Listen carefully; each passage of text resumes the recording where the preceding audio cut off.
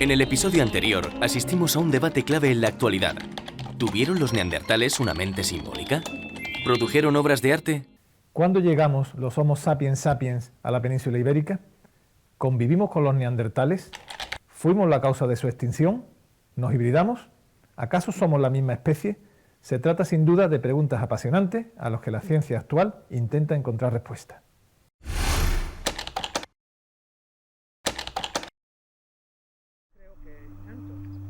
En la cima de las Palomas, de Murcia, se han encontrado restos humanos neandertales situados en una postura que puede indicar alguna clase de comportamiento funerario. El hecho de que los neandertales se preocuparan por los cadáveres de sus congéneres o de algunos de ellos les otorga rasgos atribuidos en exclusiva a la humanidad moderna. Yo no puedo decir que tenemos datos suficientes para avalar que allí hubiese un enterramiento ordenado, organizado por sus congéneres, en el sentido de que, ni mucho menos, de que aunque esto fuera así, que hubiera ningún rito. A pesar de que tenemos algunos restos de astrágalos de caballo, evidentemente quemados o asados al lado, y algunos fragmentos de sílex, pero para mí esto no es una prueba contundente de nada. No tenemos una fosa de enterramiento, no tenemos un empedrado de piedras ordenadas, ni una piedra que tape de forma de losa, por ejemplo. No. Para mí todo es sugestivo, pero muy lejos de ser de que demuestre nada. Lo que sí parece claro es que los neandertales, algunos individuos, son enterrados en fosas, individuos que aparentemente son o bien masculinos seniles, también se entierran individuos neonatos, con una cierta elección de lo que se entierra, en una determinada postura, y algunos defienden que hay ofrendas. ¿Eso qué significa? En el sentido más llano del comportamiento, pues porque hay un cierto sentido de la trascendencia. En la cima de las Palomas de Murcia se ha detectado otro posible caso de colocación post-mortem. Parece que el niño también tenía la misma postura por las últimas investigaciones que estamos haciendo con el escáner, aún sin limpiar en el laboratorio. Pero esto se encuentra con otros neandertales e incluso con los modernos o premodernos de Homo sapiens hace 80 o 100.000 años en Israel. O sea, realmente parece ser parte de una práctica bastante generalizada, no específica a ninguna paleoespecie en concreto, pero también hay que ser muy cauto y decir que, aunque existan estos ejemplos, son también el punto del iceberg, porque la mayoría de los enterramientos no ofrecen estos detalles anatómicos. Si también tenían inquietudes artísticas, la diferenciación entre ambos tipos humanos sería más compleja. En Cueva Antón, en Mula, Murcia, Joao Silao está excavando un yacimiento con evidencias culturales de los neandertales y de los primeros humanos modernos, de los Homo sapiens. Esta es la última frontera y quizá por ello la más confusa.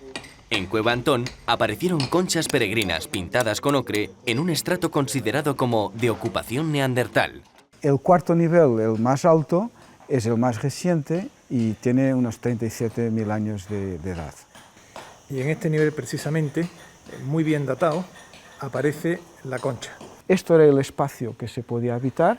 Aquí encontramos estos vestigios de ocupación de hace 37.000 años, que son básicamente algunos restos de ciervo, unas 12 piezas líticas y una concha perforada y pintada de vieira, de Pecten maximus.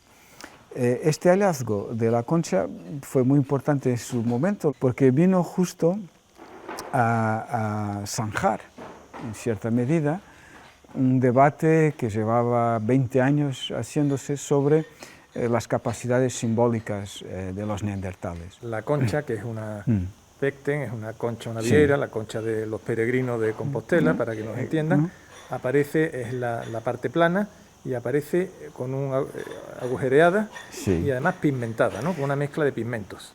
Correcto, es la valva plana del pecten, y una de las caras estaba despigmentada naturalmente, porque estuvo mucho tiempo en el mar, erosión del mar, etc. Entonces, es justamente esa cara que en vivo, ¿no?, tendría que ser roja, que ellos pintan con una mezcla de dos pigmentos, uno rojo, que es la hematita, y otro amarillo, que es la goitita.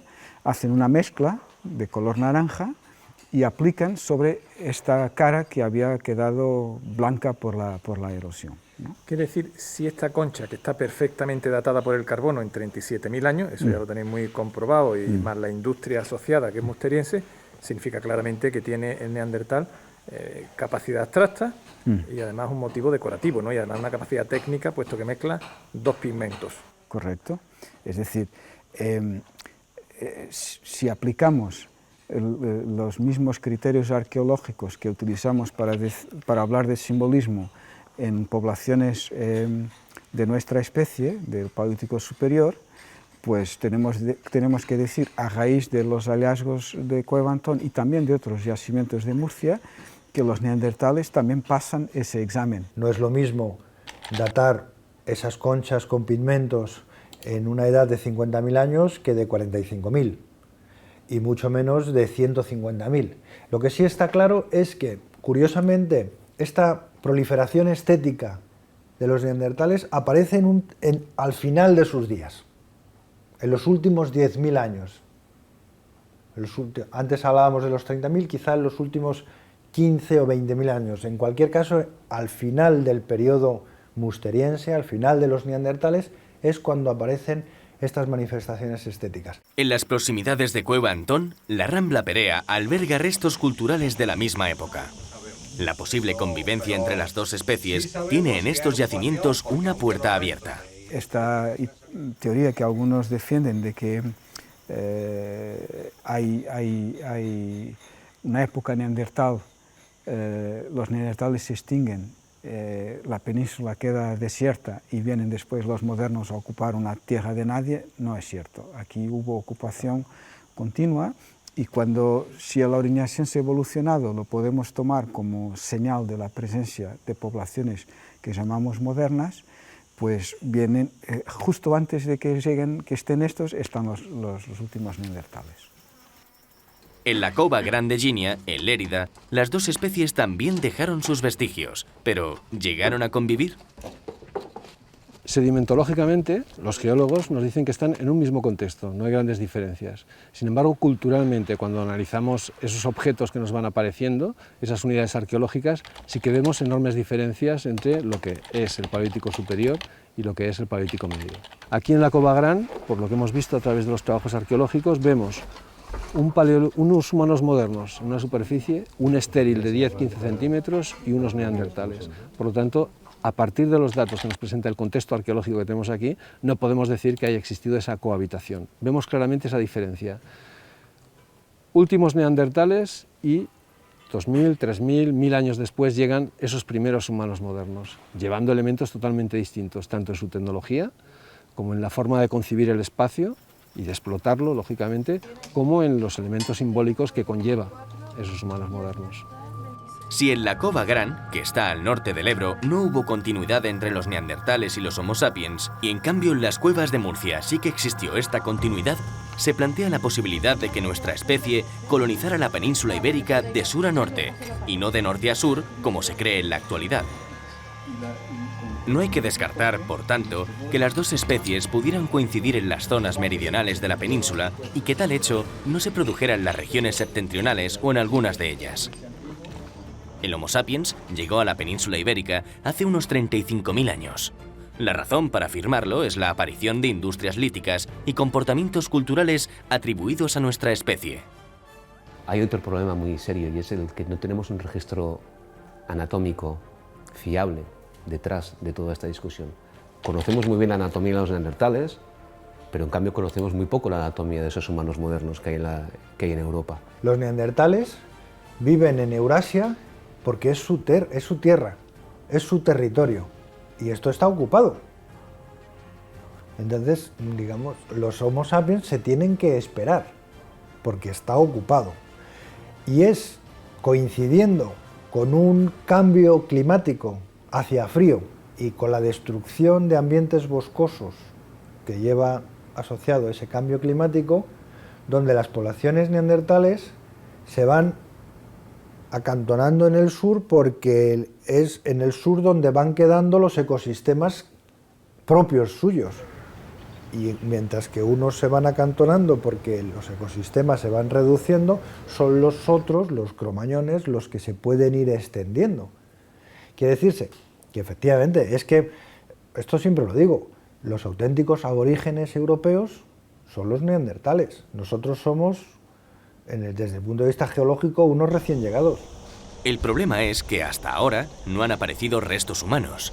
¿Por qué? Los más antiguos a día de hoy son los de Oase, de la cueva de Oase en Rumanía, que están fechados directamente por el radiocarbono en 40.000 años. Después hay restos sueltos, dientes aislados, alguna que otra mandíbula y algunos cráneos, pero ya de estas fechas de 35, 36.000, 37.000 años, ¿no? Y todos casi en Francia, en República Checa, en Rumanía. Los neandertales enterraban sus muertos con mucha frecuencia, sobre todo en el periodo entre 50 y 70.000, entonces hay muchos neandertales de esas fechas. Las gentes del Paleolítico Superior enterraban con mucha frecuencia sus muertos en el periodo que va de 35 a 25.000, y los conocemos muy bien.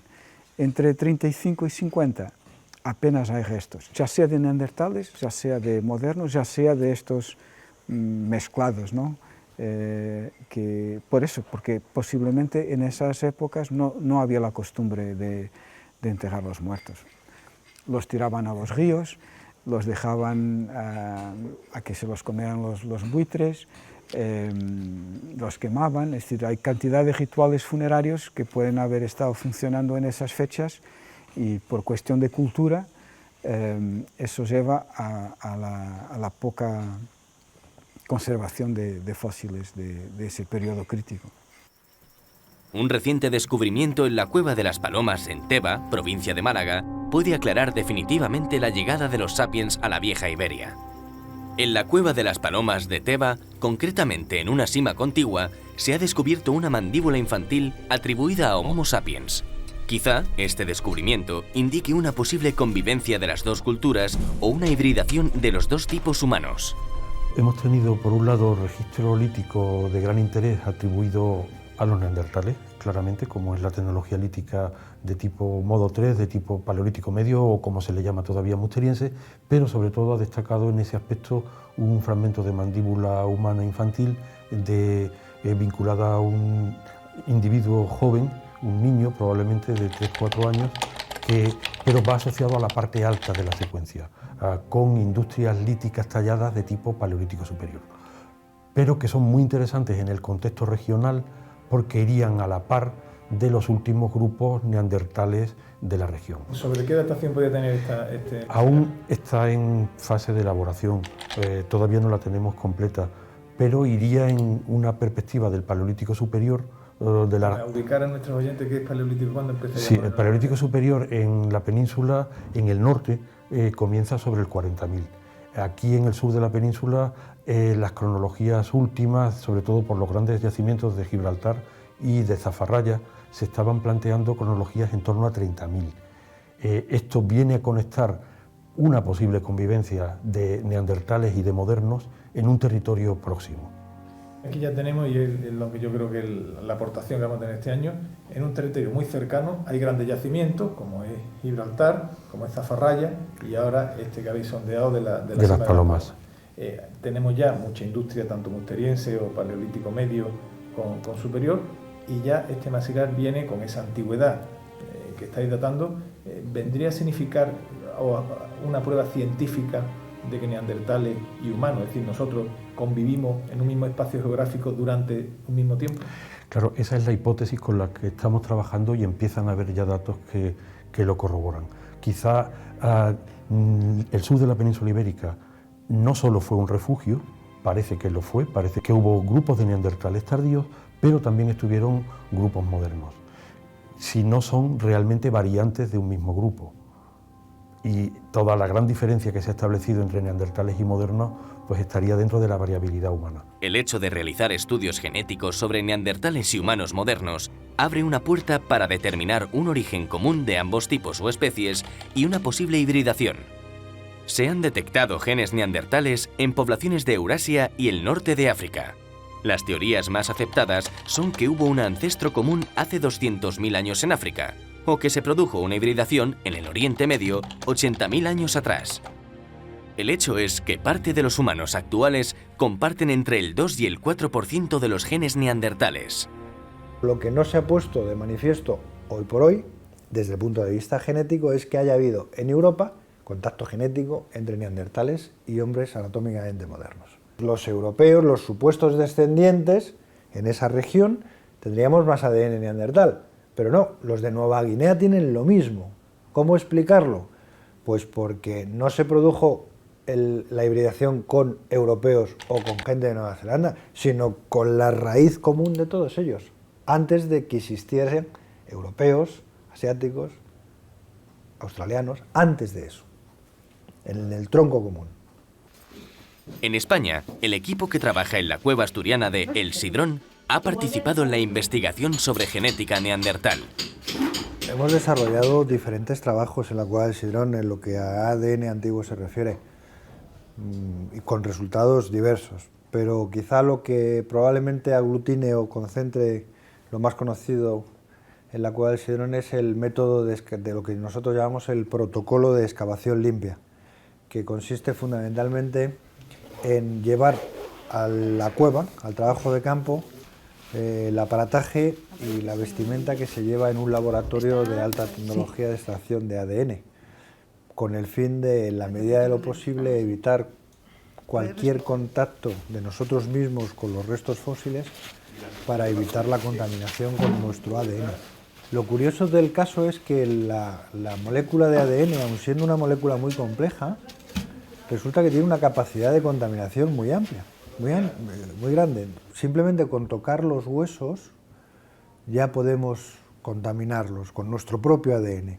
Al respirar estamos inhalando y entonces estamos lanzando moléculas o fragmentos de ADN al aire y al medio en el que estamos, de tal manera que, curiosamente, repito, la capacidad de contaminación de nuestras moléculas de ADN es muy grande. En un fósil que se extrae de la Tierra hay, con suerte, una proporción, casi siempre pequeña, de ADN del organismo, del neandertal en este caso, que lo produjo. Y asociado a este hay una gran cantidad, la inmensa mayoría del ADN es de microorganismos, pero no del ADN, digamos, de los humanos, porque eso ha estado enterrado durante 40.000 años o 50.000 años.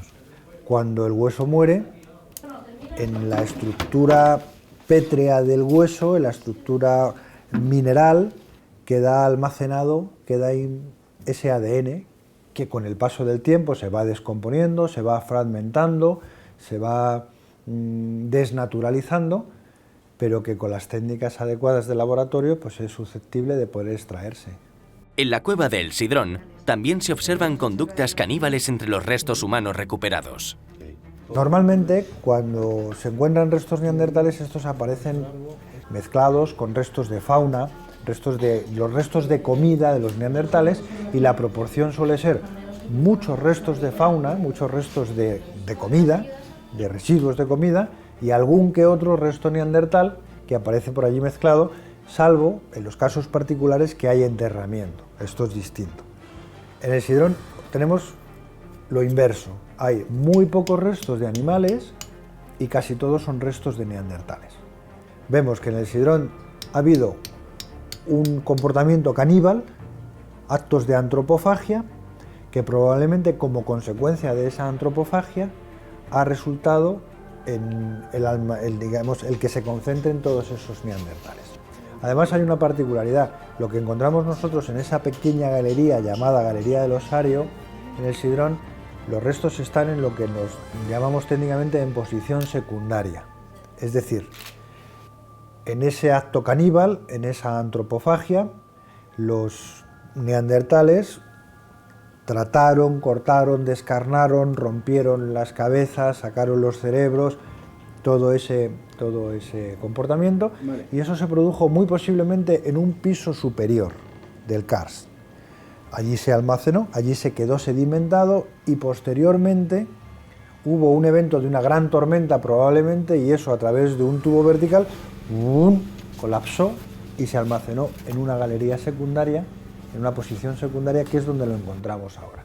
Entonces, esto es lo que vamos sabiendo hasta la fecha, pero todavía nos falta definir con mejor claridad cómo fue aquel comportamiento caníbal, quiénes se comieron a quién y qué pasó después para que los restos aparezcan mezclados donde los encontramos en la actualidad.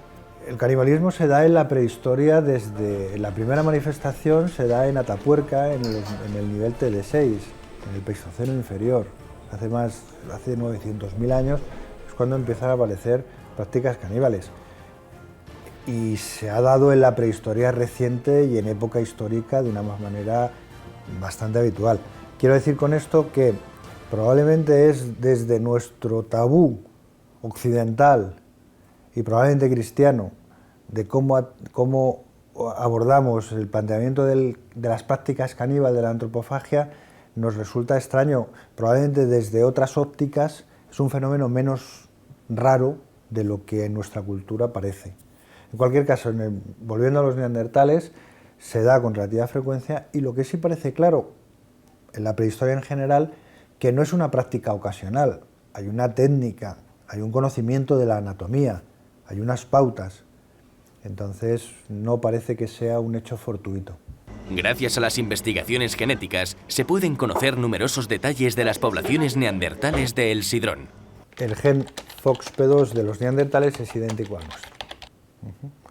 Conclusión, junto con toda la información circundante y complementaria, los neandertales tenían nuestras capacidades de hablar desde el punto de vista de la única parte genética que conocemos. Otro gen interesante y llamativo fue el que, este quizás sea más llamativo, el que pudimos ver que había neandertales pelirrojos.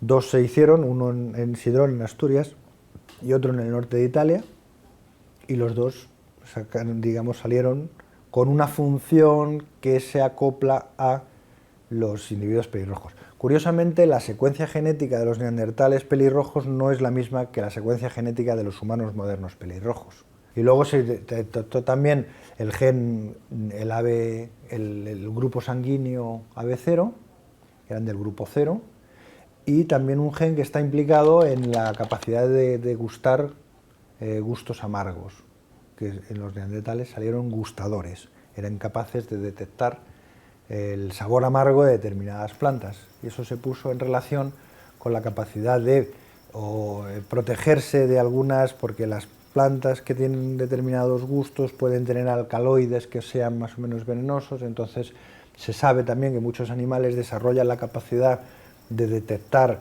algunos sabores, sino pues para defenderse de los propios venenos que las plantas utilizan para defenderse de los que se las comen. Entonces, esos son los cuatro secuencias, los cuatro genes que han sido estudiados directamente con materiales del Sidrón. Los individuos masculinos permanecen en el mismo terreno donde han nacido y crecido, en el mismo grupo, en el mismo espacio, y son los individuos femeninos, las mujeres, probablemente las mujeres adolescentes, las que cambian de grupo, las que cambiarían de grupo, y de este modo pues habría un intercambio genético entre los diferentes grupos de una región, llamémosle así. Las discusiones científicas sobre las capacidades y la extinción del neandertal continuarán durante mucho tiempo. El Paleolítico de la península ibérica ha resultado ser fundamental para el estudio de la evolución humana. Pero no todo termina ahí.